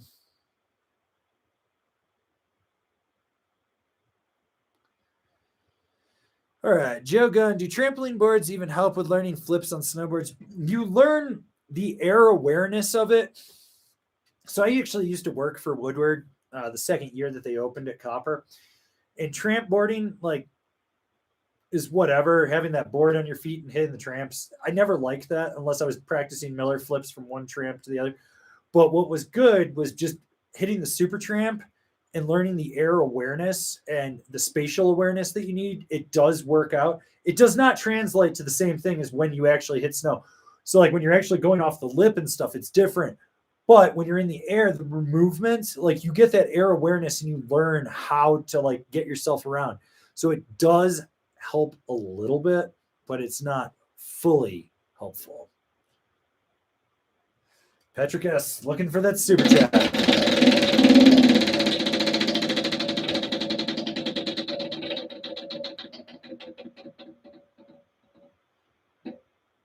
Ooh.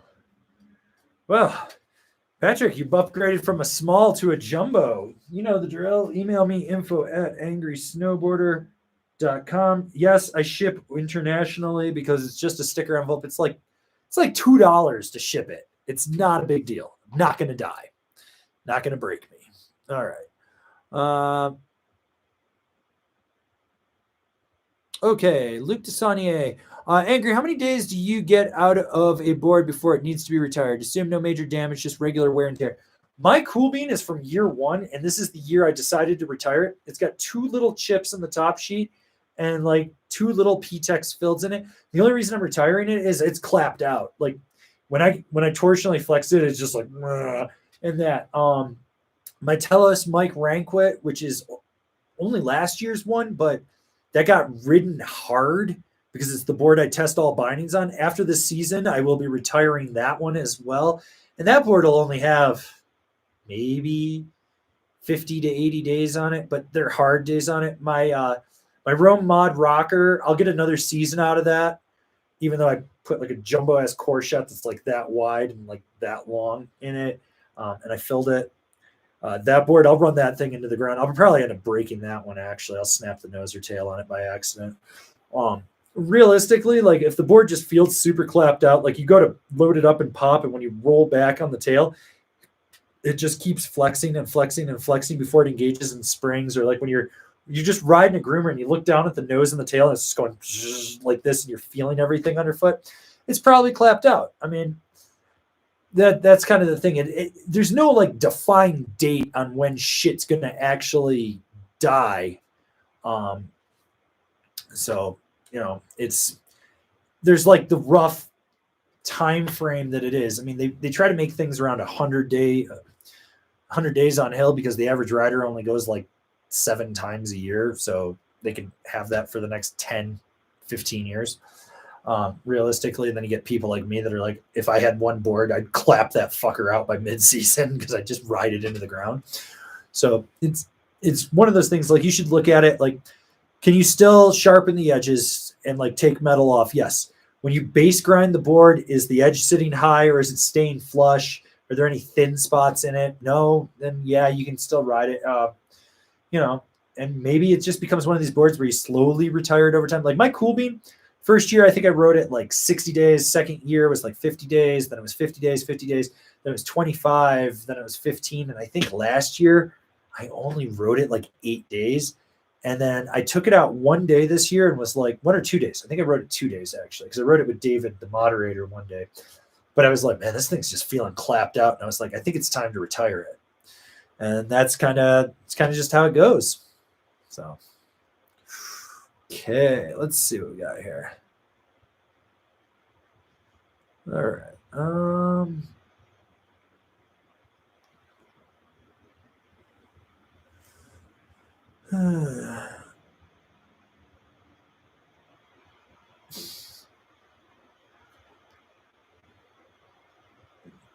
Let's see. I like this question from DJ Happybird 13. Who wins in a fist fight? You, Kevin from Snowboard Pro Camp, or James Goodride, all three going at each other? Here's the thing. I'm probably the only one that's been punched in the face out of those two. And I'm probably the only one that's ever been in a real street fight with multiple people in one. I'm going to put money on me because this is how it's going to go. I'm going to throat chop Kevin when he grabs his throat because he can't breathe. I'm going to grab his ankles and spin his lanky ass around like just a fucking giant stick. And I'm going to hit James with it. That's going to buckle that doughboy, which he's in better shape than he used to be. But he's also had some serious surgeries and serious injuries. So I'm going to hit him in his bad shoulder. When he goes to grab that, I'm going to kick him in the side of his knee because 7 pounds of pressure will dislocate a knee. Don't let anyone tell you different. On top of the fact, Roadhouse, Sam Elliott. Hurts, doesn't it? That's all you need to know. Great scene in that movie. So when they're both down on that, then I'm going to take their heads and just smash them together, and I'm going to walk away and win. I fight street rules. I'll bite your fucking nose off if I have to. I'll put a finger behind your eye and pull it back out. When I still worked at the liquor store, some guy, like 63-year-old guy, wouldn't wear face masks, told him, I was like, hey man, can you just put your mask on, show me some respect? I'm immune compromised. So I did take it kind of seriously. So he's getting up in my face and I was just like, no man, I'm not going to sell to you. And he's like, you see this credit card? And I was like, yeah, I see it. It's a fucking Discover card. You're poor. And he got really pissed about that. And so he's getting up in my face and I was like, there's the door. You can get out. So he hits me in the back of the hand. And he goes, what are you going to do about it? Left hand, right under the chin, spun him right to the ground, right finger, right behind the eyeball, put it in there. His nephew charged me and I was like, come any closer, your uncle loses his eye. Never seen a guy go so limp so fast because I was just, we've got this on video. It's fucking hilarious because I'm just like, boom, boom. And I was like, and when he went limp, I picked him back up and I was like, we done. And he tried to get in my face and I was like, and down you go again. It's like, I don't like violence. I'm really good at it. I can take a punch better than most people. I've done that my whole life. But yeah, I'd win. I ain't scared. So, okay, let's see what we got here.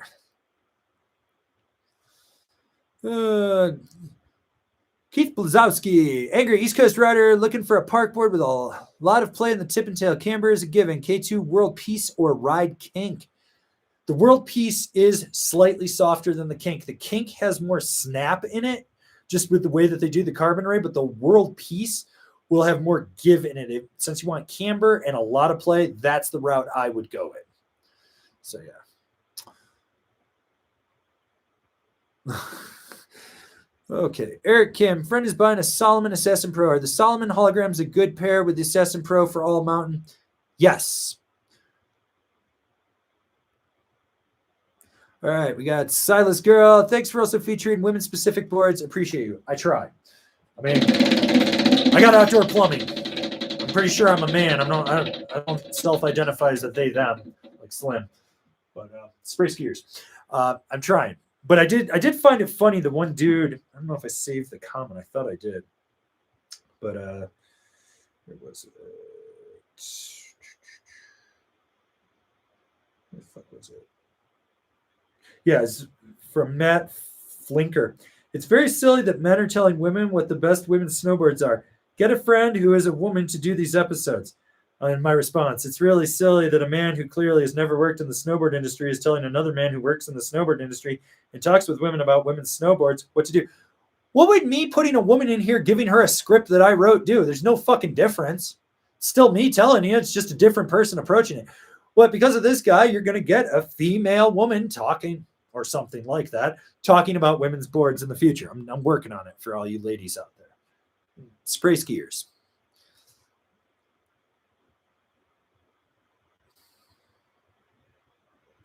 Okay, Greg Lemieux, binding suggestions for the GNU Finest. Kind of partial to Union, but open to suggestions. So since you're going with the Finest and you want like super soft, I would look at the what's that? It's not the Cadet. It's the Contact Pro.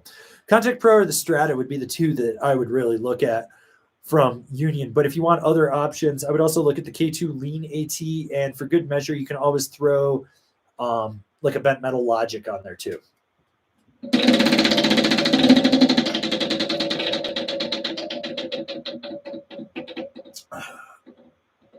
What do we got?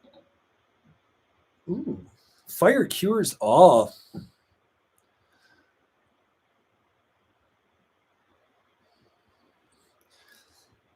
Ben C, how thick is too thick for socks? Bought some thin ones and they wore out. Bought smart wool ones that are a bit thicker, but worried they may be too thick. If you tighten your boot down normally and your foot goes completely numb, they are probably too thick. If you put your foot in the boot and it is sweating and it's not wicking the moisture away, they are probably too thick. If you can't fill them with a bag full of marbles and swing them above your head and beat a crackhead to death, they're probably too thin. I mean, that's just life advice there. A couple rolls of nickels goes a long way too. Just saying. Okay. All right. Stuff I find interesting with the super chat. You slim me right round. Oh, God. Here we go.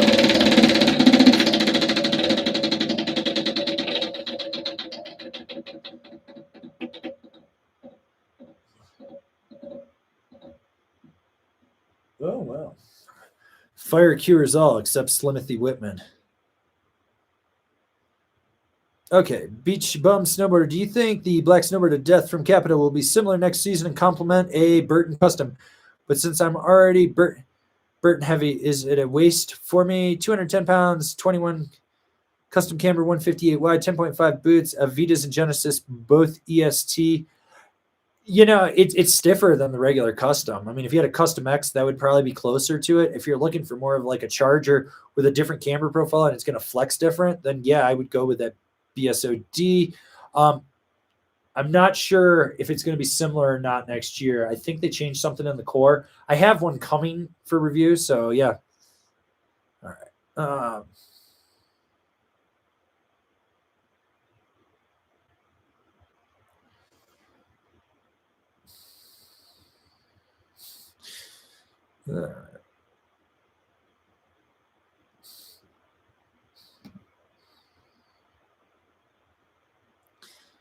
All right. Okay, Kevin Kim, any changes in K2's 2023 lineup? Wanted to get the K2 Manifest team, but couldn't find my size this year. Manifest team gets replaced by the Antidote next year.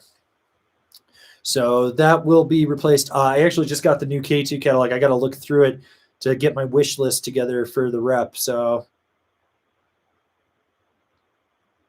okay, this is a good one from Michael Kulik. Avran, do you think we will see brands like Amplid step up their marketing outside Europe and brands like Yonex jump in? Yonex, probably not. The snowboard thing is kind of like secondary to their tennis rackets. They're good in Japan. They're big in Japan. They make a lot of money in Japan. They know that. Amplid, though, is expanding outside the U.S. So In-Flight Snowboard Shop in Seal Beach, which is actually one of you guys. He's sometimes in here named James Peterson. He actually is the guy that helped get me Karua originally. He's working there. He has sent me an email the other day. They're going to be carrying the whole line of solid boards, or almost the whole line of solid boards, from Amplid this fall. They will probably be one of the only dealers in the U.S., but for all you guys that are like, oh, I don't want to pay the shipping from Europe, this will be an option for it. And I think they reached out to me, James reached out to me about forming a partnership with In-Flight, like affiliate something or other. So we're kind of like talking on that. I haven't heard back from them. I kind of told them how everything works and like how we need to do things. And I think they're just sort of looking at what the costs are for a small shop to do something like that. But knowing that they have Amplid, and I told them this, I was like, if we work together, like that, those affiliate links will be huge. And even if we don't work together, I'm still going to send people there knowing that they have solids from Amplid. Like if it's going to be like you have to order it from Europe and pay the shipping and the tariffs and everything, or they've got it sitting in Southern California, I'm going to send you to them to get it. Like, I think that they'll absolutely fucking crush it. So many people in North America want Amplids, but they don't want to pay the shipping for it. And I don't blame them. So I think that will do it. But that will be like, I think there will be a test shop. And from there, maybe more shops, they'll start doing like the Karua thing, and like key shops will pick them up because the Amplid boards are fucking absolutely phenomenal. So I think that Yonex, on the other hand, I have no ambition to want to ride them. I look at them and I'm like, oh. My friend Max Eberhardt, who I haven't talked to in years, used to ride for him. And he was like, dude, these things have some of the most insane snap. And he was doing triples. So, yeah. All right. Let's see. Oh, also, for anyone that needs a dose of snowboard culture in video form, the mystery link of the week is in the description down below. Go check it, click it, watch it, enjoy it. Share the culture of snowboarding. It's a good one. Okay.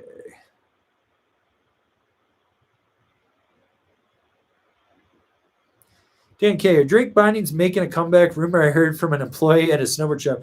Not without any representation here in the United States. I mean, they're doing stuff over in Europe, and supposedly the Northwave boots are way better than they've ever been. I talked to a guy that they talked to about distribution shit. Like, I don't think they've got their heads out of their ass to figure out, which is so weird because back in the late 90s, early 2000s, like Drake was the fucking binding. And they kind of just botched it. So, yeah. Okay. Got a super chat from Rant and Raven. Finally got a hold of a K2 instrument and a 163. Big pink die cut board breaker already on it. Thanks for the reviews. I try. The reviews are for you people. So, high point of the week was the guy that was trying to tell me because I monetized my snowboard reviews, I'm a kook, like the kooky vloggers like Buckhouse and Kevin from Snowboard Pro Camp. Ooh, small sticker pack too. Rant and Raven. If you want that, you know how to do. Hit me up, info@Angry Snowboard. I'll drop it in the mail. But yeah, this guy was like, if you monetize anything for snowboarding in video form, you're a kook too. And I was like, dude, you're from fucking Huntsville, Alabama. Like, what the fuck do you know? You come to Keystone specifically looking for Buckhouse so you can suck him off. And I was like, you know, why don't you go fucking pull a Christopher Reeves and fall off your fucking horse? Superman. Okay.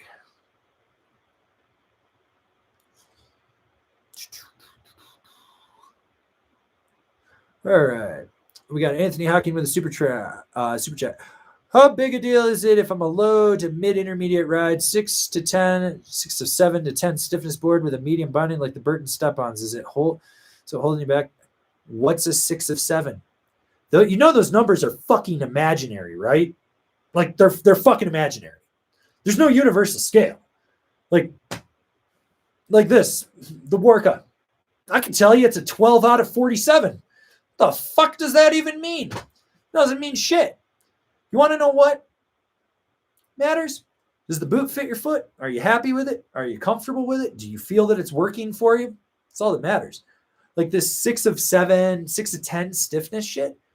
If you're a 5'7" guy who's 130 pounds in a size 8, and you're in the same boot and binding as a guy that's 6'4", 230 pounds in a size 8, who's going to flex that binding and boot combo more? They don't fucking matter. Those numbers are fucking imaginary. There's no universal scale. I love it when people are like, how would you describe this on a scale of 1 to 10 for flex? And I'm like, I don't know. It's middle of the road. Middle of the road. That should be a very basic understanding. It's middle of the road. It's not super soft. It's not super stiff. And then when I say it's above middle of the road, it means it's just past middle of the road. When it's below middle of the road, it's that. When I say it's a limp-ass noodle, it's a limp-ass noodle. When I say it's a super stiff death plank, it's a super stiff death plank. This is the problem that people don't have. And this is like, there's a disconnect there that people don't understand. They want quantifiable numbers for something that's completely unquantifiable. It's like a bunch of the fucking lame-ass carving hard booter guys. One of them decided to pick a fight with me, and he's like, you shit on hard boots and stuff, and yet you ride the K2 Thraxis and the Rome Black labels. It's like they're stiff and stiff. And I was like, well, one, that boot's not stiff. It's not. At 200 pounds in a size 10, I overflexed it. Like, the Thraxis is stiff for about 15 days, and then it breaks in, and it's a middle-of-the-road, all-mountain freestyle boot. Right now, my boot feels like a park boot to me. It's just flexing too much. The Black label has a lot of lateral play in it. It's not actually a stiff binding. If you actually read the description on it, it is no different in flex than a katana. The high back is different. Like, it's got a welded nylon high back. Which I've got one here because I snapped it the other day. That's it. That's the difference between a Black label and a katana, is this fucking high back.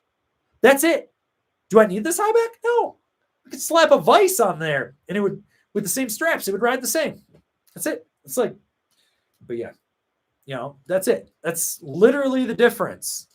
But yet everyone's like, it's so much stiffer. And I'm like, it's not.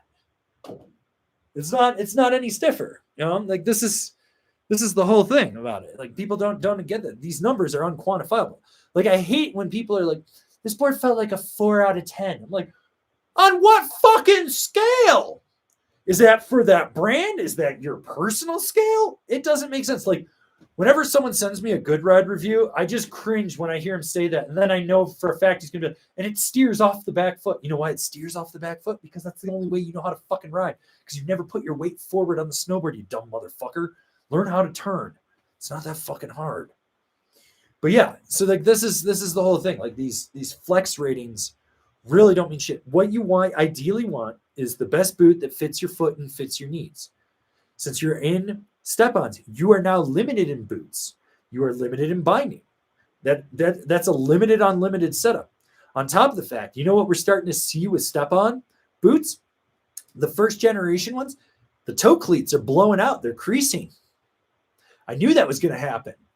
Those boots have a serious shelf life, and everyone thought that was going to be their last boot that they'd own forever, like they did with the last Burton step-ins from the 90s. It's like you're limiting yourself. On top of the fact, you've got this thing that clicks in on the back of the heel right here. So you're clicked in, and then you've got these two toe cleats that kind of pop in and out when you flex on it. You're changing the flex dynamic in there as well. Like compared to a ratchet binding, step-on flex is completely different. And people have tried to argue with me, and I was like, I've ridden enough stuff that I know this. Like I've done this. So, a stiff board, here's the thing with a stiff board. You might be limiting yourself, but you also might be adapting to it. It might be what you need for your needs. A medium stiff binding, it's like, so for years, K2 Thraxis boot, right? Stiffest boot K2 makes. It's still not the stiffest to me. But I would ride it with an old set of K2 Indies, K2 Indies, that I ripped the heel straps off of some formulas so I could have the hinge strap on there. So I'd have a different heel strap in there.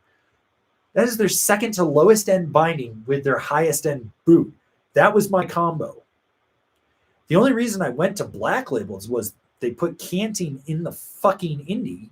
So I needed something without canting. I'd ridden the Black Label. I was like, I liked it. I liked the tech story of that high back. But realistically, I probably could have just been like, yeah, just give me some vices. I'll be fine. And I would have. That's it. And it would work for my personal preference. I like a boot that feels tight and snug. And when I drive into it, I get power. But the thing is like your boot will progressively get stiffer the more you ride, and your bindings will start to break in too. And do it. Same thing with your board. Like everything right out of the box is stiff, and then it progressively just gets softer as it goes on. So it's like this whole point. Like the only reason that companies are putting these like indicators of what they're flexing is so you can look at it and go, well, it's like an 8 to 10 and I'm an expert and I can hand flex it. It's literally there for the same people that watch reality TV. It's the same people that are fans of Buckhouse. It's it. They can look at it and go, oh, okay, this is what it's going to be. And then they'll go out and ride it. Like, I mean, you're going to tell me a guy, so we'll take the same example, 5'6", 130 pound size 8 boot is going to flex a 156 Burton Custom X the same as a guy that's 220 pounds, size 8 boot, and is 6'4". No, they're not. They're not going to say. Like, this is why I give you guys my stats, like what my stance width is, which on most boards it's actually referenced because I'm 21.5. But like I put all that so you can be like, okay, he's saying it's a middle of the road for him at 200 pounds. I'm 140 pounds. That's 60 pounds less. It's going to be stiffer for me. See what's going on there? I'm conditioning you guys to get used to that. Been doing this for years. So that's really what it is. Like, is it holding you back? No. I think not riding is holding you back. Like the more you ride, the better you're going to get. Like it's the whole thing of muscle memory. The more you ride, the more you ride, the more you ride. So yeah.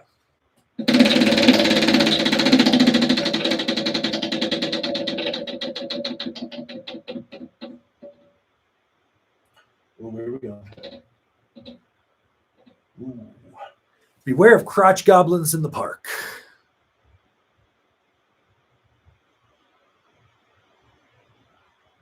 Okay.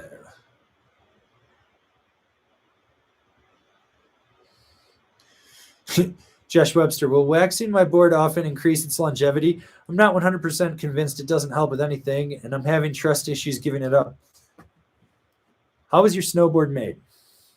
Pressure and heat. So that epoxy cured in that heat.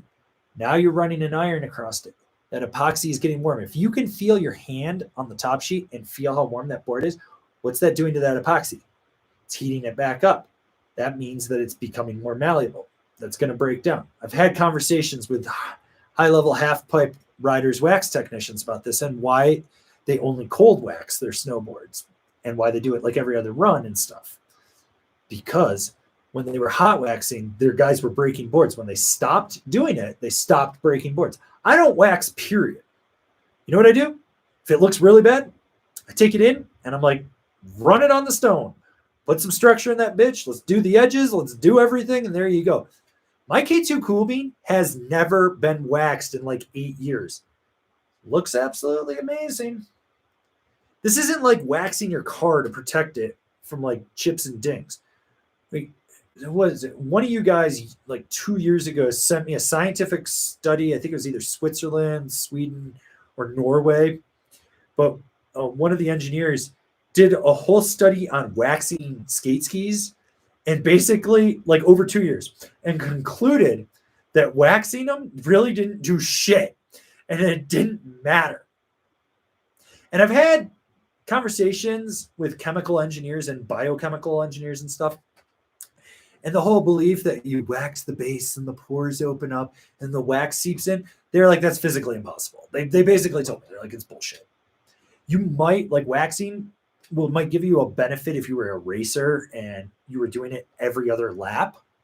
But by and large, most people, I don't wax shit. I'm fine with it. It's great. So, yeah.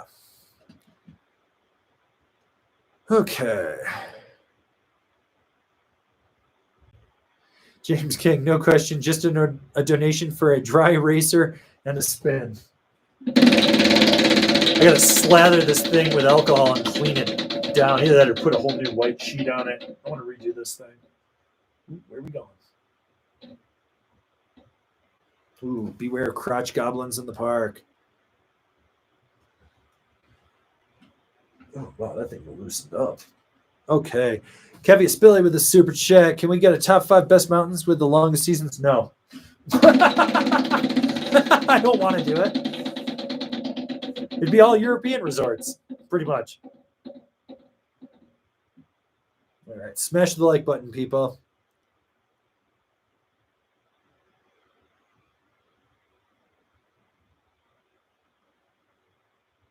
Kevin Kim, is Casey the only non-kook vlogger? I'd argue that Casey is truthfully the only real vlogger. Like, he makes like a daily vlog. And it's a log of what he's doing. It's not like I traveled here and I'm so cool. Pat me on the back. Here I am wandering around. Recognize me. My name's Kevin. And Buckhouse just has to make videos because his wife forces him to, because she's going to divorce his ass if he isn't making money so she can blow it on Amazon. She's a shitty human. Like, he's a horrible human. She's extra shitty. Together, they're both equally shitty, and their kids are going to grow up to be super shitty. But those guys, like, they're not really vloggers if you think about it. It's like they try to stage weird stunts. Like, they're just weak ass people. Like, they're like F-list snowboard celebrities. Like, they're not even good enough for the D-list. They're F-list. Like, Casey's actually a legitimate pro. He's a legitimate rider. He's a solid rider. He's a great dude. Like, I've known Casey fucking 10, 12 years. Like, love that dude. But, like, overall, like, Casey's a true, real vlogger. I mean, I don't like the surf shit. Like, when he does that, I'm just like, ugh, ocean. Ugh. Still not over that thing fucking touching me. G Studios, have you ridden the Jones Tweaker yet? Nope. Any thoughts on comparable boards? Nope. Okay, Dan K with the super chat. Thanks for your reviews and rants. Hope to connect with you at Copper someday. For now, I'm charging A-Bay, but contemplating the Icon in 23. Here's what I would do, man. Get your midweek if you ride midweek at A Basin, because unless you absolutely have to go on a weekend, but get your midweek pass. There's no blackouts on holidays. That's a Monday through Friday pass. That's great. You're gonna get your midweek POW days for A Basin. Get your Icon too as well. Like I do, I'm an A Basin Icon guy, and people are like, "You're nuts." Icon has A Basin. I was like, "Yeah, 5 days. I'd blow through that in October." Like, I think I've got 53 days at Copper, 2 days at Steamboat on my Icon, so that's 55 days there. And I think I've got like around 40-ish at A Basin, and then like, I got Monarch, Loveland, and shit. But I love Copper. Copper's an amazing mountain. Like, it really is. It's been a really good year. Today was actually like the first time it's been busy in 2 weeks. Just super weird, but we're getting ready for USASA Nationals, so that's kind of to be expected. So, yep. Oh well.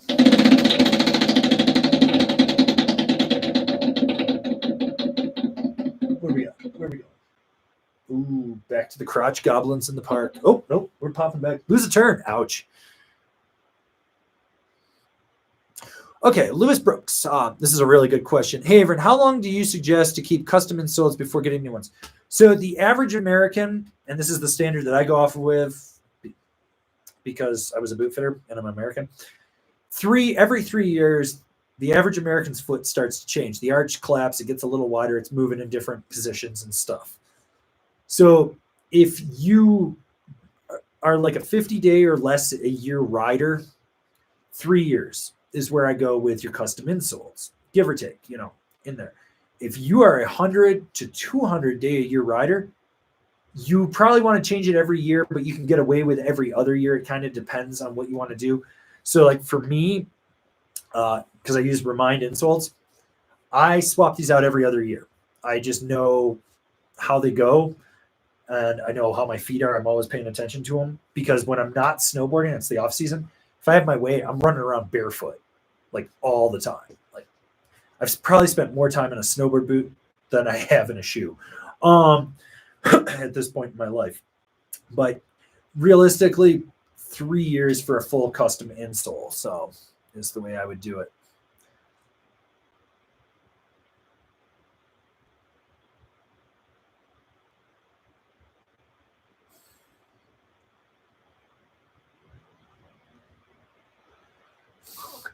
Why are you on YouTube? Any ammo I should keep on hand to deal with hard booters who think they've figured out the secret to carving?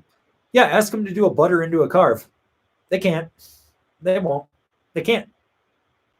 They monoski.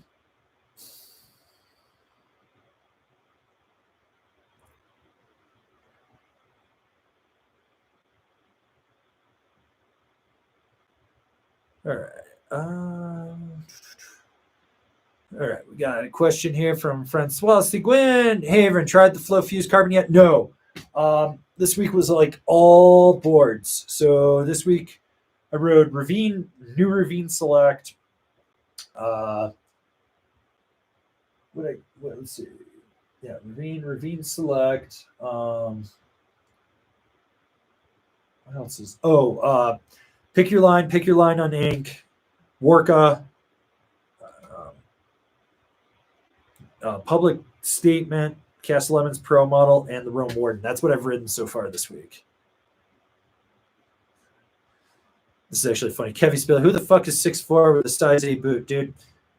I got a friend that's seriously like 6'6" with a size 8. It's the weirdest fucking thing. I always joke that I can push him over. It's just like doing it.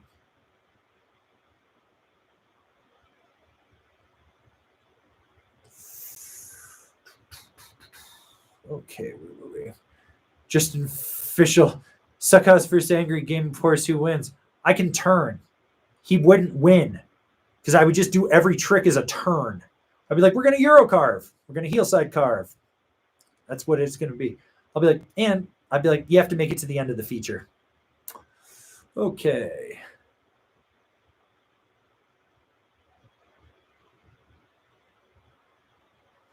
Okay, Lee Duffy Ledbetter.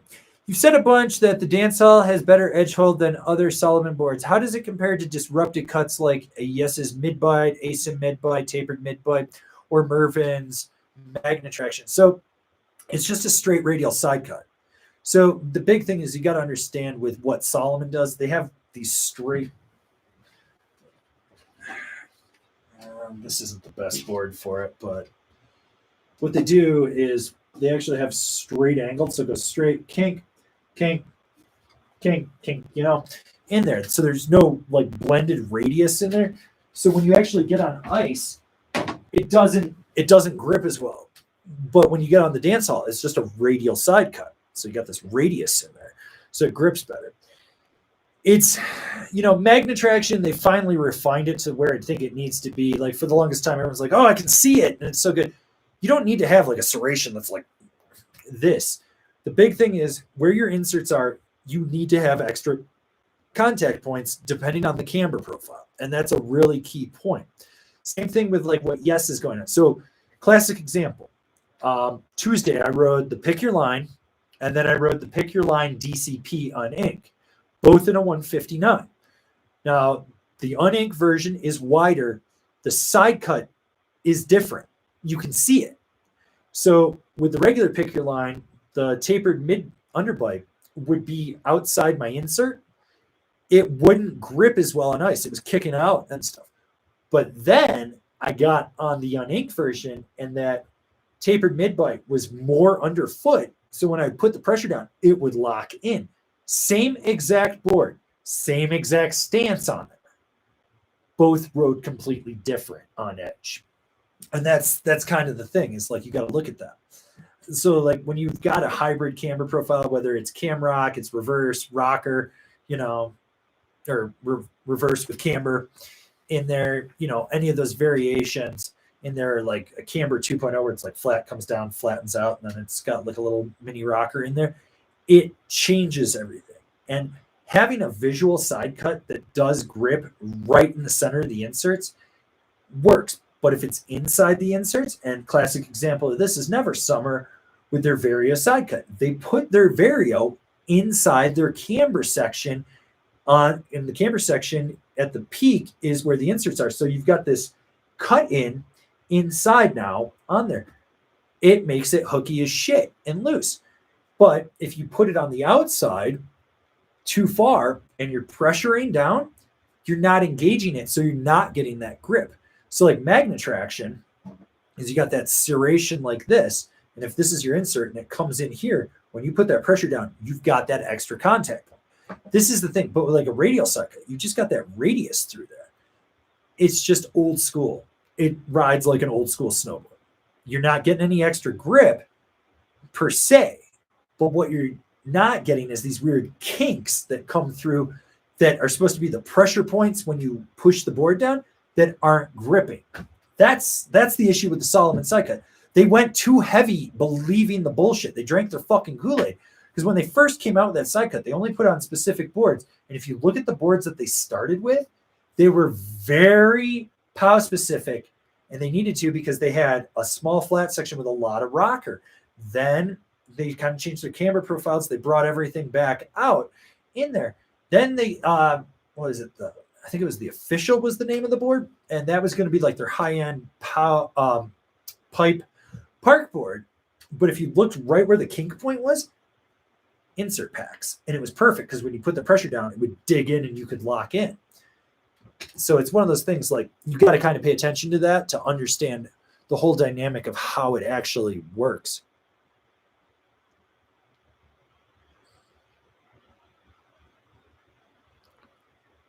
All right. We got J-Raz kind of with a PSA. When I don't do mom stuff, I used to be a plastics engineer. And yep, I agree. Wax doesn't soak into the base.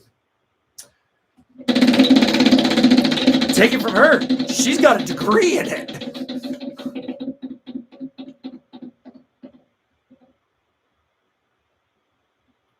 Remember to subscribe.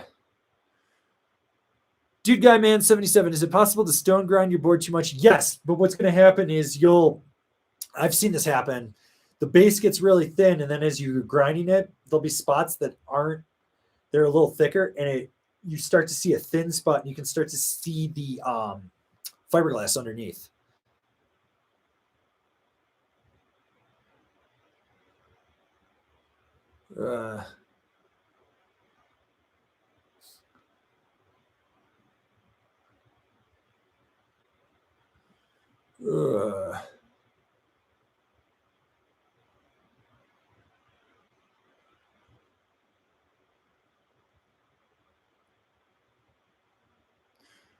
Beach Bum Snowboard, any thoughts on Tommy B and Nev from Snowboard Addiction? Tommy Bennett's content got way better, and both seem to be good riders with decent advice. Tommy and I, what was it, 2 weeks ago now? I've talked about this a few times. We kind of just talked for like an hour and a half, kind of realized we're on the same page. Like, I think my perception of him was skewed because he tried to help Shithouse, and Buckhouse's wife and his ego got in the way. Tommy's like a working class dude. Like I have respect. He's hustling. Like he's a solid guy. He knows what he's doing. Actually, today he and I were joking around at the top of the park, talking shit on stuff. It was funny. And I was like, I think the last thing I said to him was like, God, I hope I don't get bodied on this rail again. He's like, you got this, dude. And I was just like, I'm gonna fucking die. So yeah. Okay. We got Patrick S with a super chat. Sorry, back to 3BT alternatives. Which Jones for all mountain freestyle? Currently riding the Evil Twin. So if you want all mountain freestyle, that's the Mountain Twin right there. That's their all mountain. Or if you want a little stiffer, then you go with the Ultra Mountain Twin.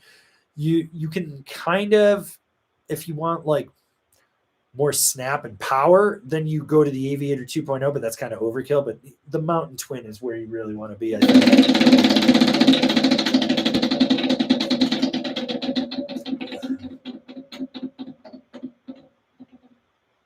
So where are we going?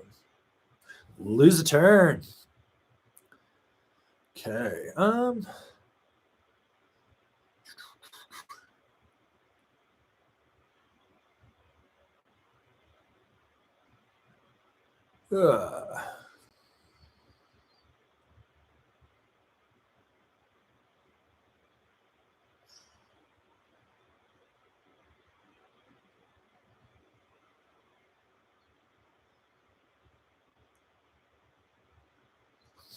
James King, Buckhouse wears women's size 7. No, Buckhouse puts himself in a women's size 7. I guarantee you he's actually probably like a men's 8 in there. From my understanding, his dumb ass is putting himself in a boot that's too small, and his fat ass is overpowering it. He doesn't know how a boot's supposed to fit. because he doesn't know shit about snowboarding. And I saw the other day he made a comment that he's only been snowboarding now for 13 years. What? Oh, I thought you said you've been snowboarding since the 90s, dude. Like, he always tries to compare himself to like everyone that's actually been doing it. But, you know, you can see the level of stupidity in him because he doesn't have technical knowledge, and the stuff that he does is very like, oh, I can make this work. I know what I'm doing. I can make this work. It's very fake it till you make it, and you look at it and you're like, that's not right at all. He's a fucking putz.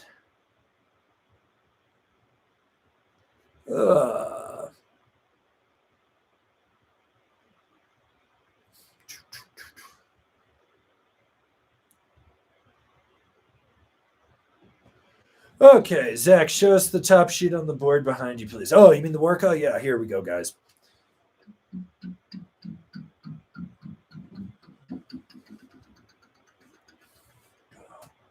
There you go. Yeah. Yep, when pigs fly. So there you go. Workout unyanked JPS, which, if you're a member of Angry Snowboarder VIP, that review will drop second week of June on there. Okay. Let's see.